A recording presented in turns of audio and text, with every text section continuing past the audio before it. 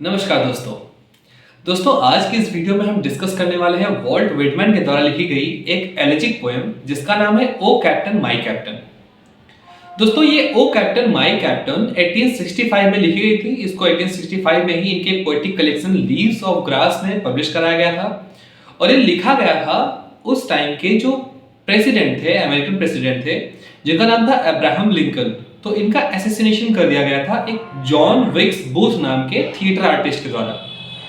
तो उन्होंने इनकी हत्या कर दी थी और उसके बाद एक पोएम लिखा गया था दोस्तों।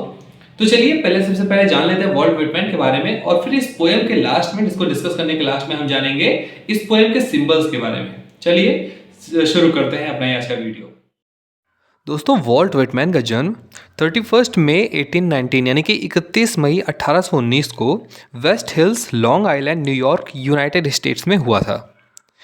इनके फादर का नाम था वॉल्टर, जो कि एक कारपेंटर थे, और इनकी मदर का नाम था लूजी वैन वेल्सर, जो कि एक डच लेडी थी। दोस्तों इनके पेरेंट्स के कुल 8 बच्चे थे, जिसमें सेकंड थे वॉल्ट व्हिटमैन। वॉल्ट व्हिटमैन ने दोस्तों अपनी करियर की शुरुआत की थी एक क्लर्क की तरह से, और फिर उन्होंने जर्नलिज्म से अपनी करियर को आगे बढ़ाया था, और फिर आगे चल करके इनकी फर्स्ट पोएटिक कलेक्शन 1855 में, जिसका नाम था लीव्स ऑफ ग्रास, वो आई थी। तो ये कह सकते हैं कि इनका जो ऑक्यूपेशन था वो एक पोएट भी थे, वो एक एसेइस्ट थे और एक जर्नलिस्ट थे। इनकी एक पोएटिक कलेक्शन जो बहुत फेमस हुई थी, बहुत फेमस क्या, इन्होंने एक ही पोएटिक कलेक्शन लिखा था अभी तक, जिसका नाम था लीव्स ऑफ ग्रास। और उसमें उनके कुछ बहुत ही फेमस पोएम्स जो बहुत फेमस रहे हैं वो हैं कुछ जैसे कि song of myself, O captain my captain, when lilacs last in the dooryard bloomed, और भी हैं जैसे वंस सेल्फ आई सिंग या फिर पैसेज टू इंडिया। ये सारे इनके कुछ फेमस वर्क्स रहे हैं। दोस्तों इनकी डेथ मार्च 26, 1892 को, जब ये 72 साल के थे, 72 ईयर्स के थे, तब न्यू जर्सी यूएस में हुई थी। तो चलिए लाइन वाइज डिस्कस करते हैं इनकी ये poem O captain my captain. दोस्तों ये पोएम शुरू करने से पहले बात कर लेते हैं पोएम के थीम की और उसमें यूज हुए सिंबल्स की। तो दोस्तों पोएम का जो मेन थीम है वो है लॉस एंड विक्ट्री, यानी कि विक्ट्री एंड लॉस, जीत और हार। ये ऐसा क्यों है? क्योंकि जो पोएम है दोस्तों उसमें सिविल वॉर के ख़त्म होने की बात की गई है। जो अमेरिकन सिविल वॉर था 1861 में जो स्टार्ट हुआ था, उसके ख़त्म होने की बात भी की गई है। और उसी के साथ साथ जो उस टाइम के प्रेसिडेंट थे अब्राहम लिंकन, उनके असैसिनेशन या उनकी एलिजी के बारे में भी इस पोएम में लिखा गया है। ये पोएम ही एलिजी है जो कि अब्राहम लिंकन के डेथ के बारे में लिखा गया है। तो दोस्तों इस तरह से इस पोएम का जो मेन थीम है वो है विक्ट्री एंड लॉस।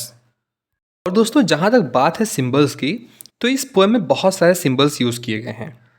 ये पोएम जो है उसमें बहुत सारे सिंबल्स और मेटाफर्स को यूज़ करके लिखी गई है। सबसे पहला सिंबल है शिप।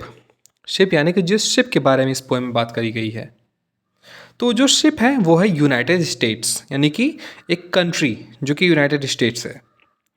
और जो कैप्टन है उस शिप के, उनका नाम है अब्राहम लिंकन, यानी कि जो उस टाइम के प्रेसिडेंट थे वो उस शिप के कैप्टन के रूप में सिंबलाइज किए गए हैं। जो पोएट है वॉल्ट व्हिटमैन, वो अपने आप को सेलर की तरह दिखाते हैं उस शिप के। और जो तो वॉयज है, वॉयज मतलब समुद्री यात्रा, वो कौन सी यात्रा है? सिविल वॉर में जो लिंकन के लीडरशिप में चल रही थी, उसके ख़त्म होने तक की यात्रा। ठीक है दोस्तों, तो चलिए अब पोएम शुरू करते हैं। और अब हमने सिंबल्स के बारे में अच्छे से समझ लिया है, तो हम लोग को पोएम समझने में अब कोई प्रॉब्लम नहीं होगी। शुरू करते हैं अपना ये poem O captain my captain. तो दोस्तों पोएम की शुरुआत होती है और पहला लाइन है, O captain my captain our fearful trip is done, यानी कि ओ कैप्टन, मेरे कैप्टन, हमारा जो ये भयानक ट्रिप था, ट्रिप यानी कि यात्रा, कौन सी यात्रा की बात हो रही है? अभी मैंने पोएम के स्टार्टिंग में जब मैं आपको सिंबल्स बता रहा था उसमें मैंने आपको बताया है कि ये जो यात्रा है ये सिविल वॉर के ख़त्म होने की यात्रा है, यानी कि सिविल वॉर के शुरू होने से लेकर के ख़त्म होने तक की यात्रा। इसमें जो यात्रा है वो यहाँ पे समुद्री यात्रा के बारे में सिंबलाइज किया गया है, उस तरह से दिखाया गया है। तो ये जो फियरफुल ट्रिप है, ये जो भयावह यात्रा है, वो सिविल वॉर की यात्रा है। तो यहाँ पे जो राइटर है या पोएट हैं वो अब्राहम लिंकन के बारे में बताते हुए कहते हैं कि ओ कैप्टन, ये जो ट्रिप थी, ये भयानक ट्रिप थी, ये अब कंप्लीट हो चुकी है, हमने ख़त्म कर लिया है। The ship has withered every rack. जो शिप है, जो हमारी जो ये जहाज़ है, पानी का जहाज़ है, उसने सभी घटनाओं को, सभी दुर्घटनाओं को आसानी से, सभी मुश्किलों को आसानी से पार कर लिया है। या फिर दुर्घटना नहीं, मुश्किलें होंगी, ठीक है। शिप क्या है? United states. मैंने अभी आपको बताया था, अगर आप सिंबल्स को अपने ध्यान में रखते हुए पढ़ेंगे तो बहुत अच्छे से क्लियर वे में समझ में आएगा ये पोयम। तो जो सभी मुश्किल रास्ते थे उसको शिप ने बहुत ही आसानी से पार कर लिया है। The prize we sought is won. Sought यानी कि जो हमने देखा था, सोचा था कि हम ये प्राइज जीत सकते हैं, यानी कि जब इन्होंने ये सोचा था कि ये सिविल वॉर को ख़त्म किया जा सकता है, तो जो प्राइज इन्होंने सोचा था वो प्राइज इन्होंने जीत लिया है। The port is near. जो पोर्ट है शिप का वो करीब ही है। The bells I hear the people all exulting. और जो पीपल यानी कि जो लोग हैं वो बहुत खुशी से झूम रहे हैं, और जो घंटियाँ बजा रहे हैं वो मैं सुन सकता हूँ। While follow eyes the steady keel, the vessel grim and daring। और ये जो हमारी नाव है, जो हमारा पानी का जहाज है, इसने बहुत ही बहादुरी से, बहुत ही सारी कठिनाइयों का सामना करते हुए ये अब किनारे पर आ गया है। But O heart heart heart. लेकिन ओ मेरे दिल दिल दिल। O the bleeding drops of red. Bleeding drops यानी कि चूता हुआ बूंद, ऑफ रेड लाल रंग का, यानी कि खून, यानी कि वो जो खून के बूंद हैं। Where on the deck my captain lies. जहाँ पर मेरे कैप्टन यानी कि जो अब्राहम लिंकन है वो लेटे हुए हैं। Fall and cold and dead, यानी कि एकदम डेड होकर के, मर के ठंडे पड़ गए हैं। दोस्तों इस पोयम में जो एक पानी का जहाज है उसके ऊपर एक डेक पे जिनके कैप्टन हैं उनकी डेथ हो चुकी है, और जो सेलर है वो अपने कैप्टन को जाकर के देखता है, फिर ये लाइन कहता है। और इसको अगर हम, इस सिंबल्स को अगर हम एक साथ जोड़ें उस समय के इवेंट्स को, तो उसका मतलब क्या है कि यानी कि सिविल वॉर ख़त्म हो चुकी है और अब्राहम लिंकन का किसी ने असैसिनेशन कर दिया है, हत्या कर दी गई है अब्राहम लिंकन की। और जो राइटर हैं वो उनकी हत्या के बारे में इस बात को देखते हुए बताते हैं कि सभी लोग सिविल वॉर के ख़त्म होने पर बहुत ही खुश हैं, सभी लोग खुशियां मना रहे हैं, सभी लोग झूम रहे हैं, उन सबकी खुशियों को, उन सबकी बजती हुई घंटियों को हम सुन सकते हैं। लेकिन ओ कैप्टन, तुम यहाँ पर क्यों पड़े हुए हो डेड एंड कोल्ड। ठीक है, इतने इस स्टेंजा का मतलब आई होप कि आपको समझ में आ गया होगा। बढ़ते हैं अपने अगले स्टेंजा पर। तो अगले स्टेंजा में जो राइटर हमारे वॉल्ट विटमैन वो बताते हैं या वो कहते हैं अपने कैप्टन से, O captain my captain rise up and hear the bells.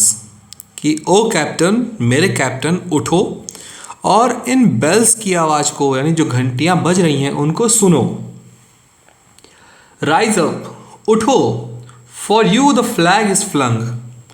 तुम्हारे लिए ही जो झंडा है, ध्वज है, उसको लहराया जा रहा है। For you the bugle trills, तुम्हारे लिए ही बिगुल बजाया जा रहा है। For you bouquet and ribbon wreaths, आपके लिए ही, तुम्हारे लिए ही फूल या फूलों की माला लाई गई हैं। For you the source a crowding, और तुम्हारे लिए ही यहाँ पर जो शोर हैं, जो किनारे हैं, यानी कि जो जहाँ पे शिप आकर के रुक गई है और फिर उसका जो किनारे हैं वहाँ पर जो अपने कैप्टन का वेट कर रहे हैं वो लोग उस किनारे पर भीड़ लगाकर खड़े हुए हैं। For you they call the swaying mass, their eager face turning। और तुम्हारे लिए ही वहाँ पर जो मास है, जो भीड़ है, जो इकट्ठा हुई है, वो तुम्हें ही ढूंढ रही है, तुम्हारे ही सूरत को देखने के लिए बेचैन है। हियर कैप्टन, यहाँ कैप्टन, डियर फादर, मेरे पिताजी, यानी कि वो कैप्टन यानी कि जो वो अब्राहम लिंकन हैं, जो देश के प्राइम मिनिस्टर प्रेसिडेंट थे, उनको ये अपने पिताजी का दर्जा देते हुए कहते हैं। This arm beneath your head, ये जो मेरा बाहाँ है, जो मेरा भुजाएं हैं, वो आपके सर के नीचे है, मैं लगा देता हूँ। It is some dream that on the deck you have fallen cold and dead. और ये कहीं मेरा सपना तो नहीं है, ये एक सपने से भी बढ़कर तो नहीं है कि तुम यहाँ पर इस डेक पर कोल्ड और डेड पड़े हुए हो। ठीक है, ये था सेकेंड स्टैंजा। अब बढ़ते हैं थर्ड एंड लास्ट स्टैंजा पर। और दोस्तों थर्ड स्टैंजा बड़ी ही खूबसूरत है, आप ध्यान से पढ़ेंगे समझेंगे तो बहुत अच्छा लगेगा। यहाँ पर वॉल्ट व्हिटमैन लिखते हैं, माई कैप्टन डज नॉट आंसर, मेरे जो कैप्टन है वो आंसर नहीं दे रहे हैं। His lips are pale and still, उनके जो होठ हैं वो पीले पड़ गए हैं, शांत पड़ गए हैं। My father does not feel my arm, मेरे जो पिताजी हैं, मैंने जब उनके सर के नीचे अपने आर्म्स को लगाया कि उनके उठने में मैं सहारा दे सकूं, लेकिन फिर भी उनको ये आर्म्स फील नहीं हो रहे हैं, उनके मेरी बाहें फील नहीं हो रही हैं, महसूस नहीं हो रही हैं। He has no pulse nor will, उनकी अब कोई भी पल्स यानी कि जो नसें हैं, नसों के चलना उनका बंद हो गया है, उनकी अब कोई भी इच्छा नहीं बची। The ship is anchored safe and sound, जो शिप है वो अब शांति से, सफाई से यानी कि सुरक्षित अपने किनारे पर लग चुकी है। It's voyage closed end done, और जो इसकी यात्रा है वो खत्म हो चुकी है, कंप्लीट हो चुकी है।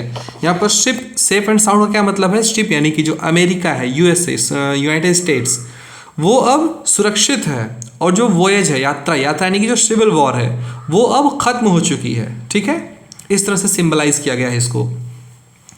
From fearful trip the victor ship comes in with object won, और इस भयानक ट्रिप से, भयानक यात्रा से जो हमारा बहादुर शिप है वो अब जो चीज़ वो जीतना चाह रहा था वो जीत करके आ चुका है। यानी कि जो सिविल वॉर है ये ख़त्म होना चाह रहा था, यानी कि जो अमेरिकन लोग थे वो चाहते थे सिविल वॉर ख़त्म हो जाए, और वो ख़त्म हो चुकी है सिविल वॉर। और इस तरह से जो इसको ऑब्जेक्ट जीतना था, सिविल वॉर ख़त्म होने का जो प्राइज़ जीतना था, वो ये शिप जीत चुकी है। Exult O shores and ring O bells, जो लोग शोर्स पे खड़े हैं उनसे कहते हैं वॉल्ट व्हिटमैन कि आप लोग खुश रहो, उत्सव मनाओ और बेल्स को बजाओ।